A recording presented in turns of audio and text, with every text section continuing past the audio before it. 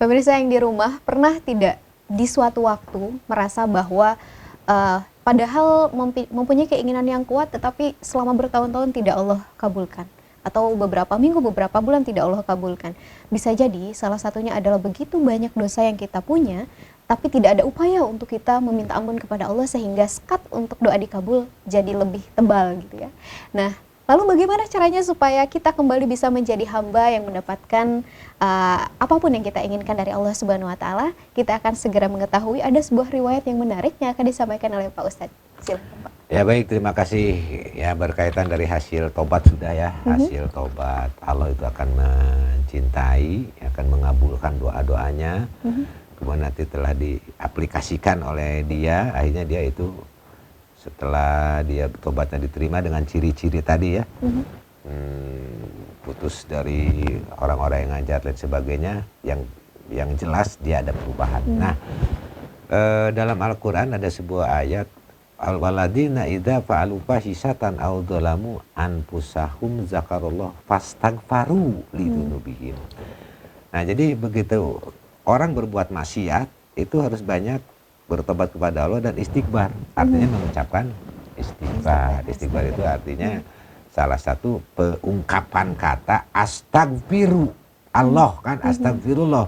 Ya Allah, mohon ampunan aku kepadamu ya Allah. Allah itu Maha Adil ya, Maha Besar, Maha Agung. Nah, ada riwayat yang menarik dari seorang yang selalu mengucapkan istighfar. Nah, ini riwayatnya. Jadi ceritanya begini nih. Dulu yang kita kenal Imam Hambali ya. Imam Hambali itu ulama mendunia, ahli fikih, ya, ahli ibadah dan sebagainya. Kan ada 4 ya imam, ada Imam Hanafi, ada Imam Syafi'i, ada Imam Hambali dan Maliki ya. Nah, Imam Hambali itu ya kan berguru juga sama Imam Syafi'i itu ya. Kalau tidak salah murid Imam Syafi'i ya, kalau tidak salah ini, kalau salah mohon maaf. Yang penting namanya Imam Hambali. Nah, Imam Hambali pada suatu hari beliau habis melaksanakan ibadah haji. Dia pergi ke Palestina, ke daerah Sam katanya. Nah, di Sam ketemu pada suatu malam dia masuk masjid. Udah masuk masjid kemalaman. Dia kan lah, Imam Hambali itu orangnya mencari ilmu kemana-mana gitu. Merantau. Ulama dulu mah itu mencari ilmunya itu begitu, merantau aja, tidak tahu bagaimana, yang penting dia bisa mendapatkan ilmu. Nah, pada suatu malam dia masuk di masjid, udah habis isya, tadinya mau ikut tidur, nggak boleh, oleh marbot itu nggak boleh. Kata marbot, mang, kalau istilah kita atau bang, jangan tidur di sini, tolong di luar gitu kan. Tolong di luar, aduh saya nggak bisa tidur katanya, diusir tuh oleh marbotnya itu, masjid itu. Ya udah diusir, ya keluar, ya ikut ke Serambi, bukan Serambi ya, Serambi itu halaman, bukan halaman, ya di teras. Saya barangkali ikut di sini aja tidur, tapi tetap aja itu marbotnya itu menjaga, tidak boleh. Akhirnya sampai keluar, diambil tangannya itu, ayo keluar, sampai keluar. Nah, di depan masjid itu ada pabrik roti gede nih. Nah, kayaknya ketika Imam Hambali keluar dari masjid diusir oleh marbot, kelihatan oleh yang punya pabrik roti itu. Duh, kasihan juga kayaknya tuh, udah kakek-kakek ya istilahnya. Maka dia menyambut, datang langsung.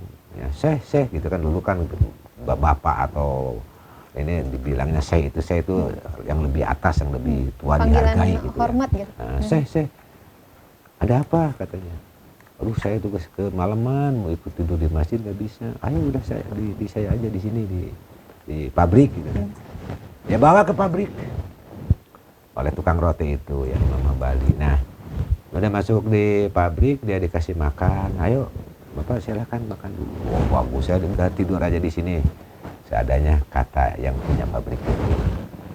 Nah, ketika dia makan, sambil dia makan, yang punya pabrik itu kan dia bukan tidak punya pekerja pada waktu itu, dia suka ngolah sendiri gitu kan rotinya. Kata si tukang yang punya pabrik roti itu, saya mohon maaf ya, saya mau sambil bikin adonan gitu kan.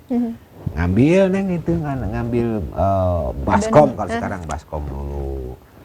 Nah ketika ngambil baskom dia bilang astagfirullahaladzim, ambil baskom, masuk, tempatkan di suatu tempat meja gede. Nah, kemudian dia ngambil lagi ngambil lagi tepung. Nah, udah ngambil tepung, mau ngambil tepung aja, astagfirullahaladzim, istighfar terus ya Pak. Kemudian mau ngambil mentega, pokoknya semua pakai istighfar. Sampai ngambil air pun dalam ember itu pakai gayung, digalokkan itu diadukan roti itu pakai astagfirullahaladzim, tidak bismillah tapi astagfirullahaladzim. Itu Imam Hambali sampai bengong, ya kenapa sih ini biasa pakai bismillah itu. Sampai Imam Hambali itu kan cari ilmunya begitu. Saja dari dulu mencari ilmu, nggak ada cina orang yang mau kerja, awal kerja itu pasti bismillah, basmalah. Ini istighfar aja gitu. Di penasaran juga ya, penasaran. Terus sampai habis ngadonan, kemudian adonan itu udah jadi roti, masuk oven ya, dia baca lagi istighfar. Nah udah beres itu, akhirnya Imam Hambali pun makan beres. Nah dia bertanya, akhirnya penasaran, Bang kalau bahasa kita ya, atau Pak, ini saya mau nanya, ini saya dari tadi ketika makan Bapak bikin roti, adonan lain sebagainya selalu baca istighfar. Aduh luar biasa juga, baru saya itu lagi mencari ilmu kemana-kemana, tidak ada orang seperti Bapak yang mau ngambil apa saja baca istighfar ya. Emang ada kelebihannya Pak gitu. Ini ilmu ya, ini ilmu nih. Ada kelebihannya, oh jelas Pak ada. Oh gitu kata orang. Si pemilik pabrik roti itu. Oh jelas ada Pak. Bagaimana katanya ada itu. Pak saya kalau tidak tahu Bapak, saya itu dulu pernah di PHK, diberhentikan kerja. Ketika diberhentikan saya nggak punya pekerjaan, saya ya hidup sengsara. Akhirnya saya juga berpikir kuli ya. Udah kuli ya, saya kumpul-kumpul, ya akhirnya saya bikin roti. Asalnya bukan di sini, alhamdulillah sekarang Pak dari jerih payah saya ini sampai saya punya pabrik, punya rumah dan lain sebagainya. Hanya saya tidak melupakan ketika saya bekerja selalu membaca istighfar. Semua yang saya inginkan telah tercapai, cita-cita saya. Cuma ada satu Pak yang belum tercapai. Apa itu? Apa itu yang belum tercapai? Kata jadi Zulaikha yang penasaran ya. Iya. Apa? Saya itu Pak mau yang belum tercapai sampai sekarang. Ya. Saya punya rumah sudah, punya pabrik sudah tercapai. Hanya satu. Ya apa? Yang belum tercapai, yang barangkali bisa membantu. Yang belum tercapai saat saya ini sekarang, saya pengen ketemu dengan tokoh imam yang paling besar di dunia yang sekarang lagi ngetren, yaitu Imam Hambali. Dan ternyata orangnya ada di depan. Nah itulah. Berkat istighfar juga itu Pak ya, secara tidak langsung ya. Nah itulah. Nah ketika dia mengatakan bahwa ingin bertemu dengan Imam Hambali, yang di depan diajak bicara itu kan Imam Hambali. Anehnya siapa yang lebih dulu merangkul? Bukan si tukang roti, malah Imam Hambali yang langsung, kalau istilahnya, merangkul dia, sampaikan dia berbicara, alhamdulillah, iya inilah yang disebut, yang saudara tunggu-tunggu ini, Imam Hambali.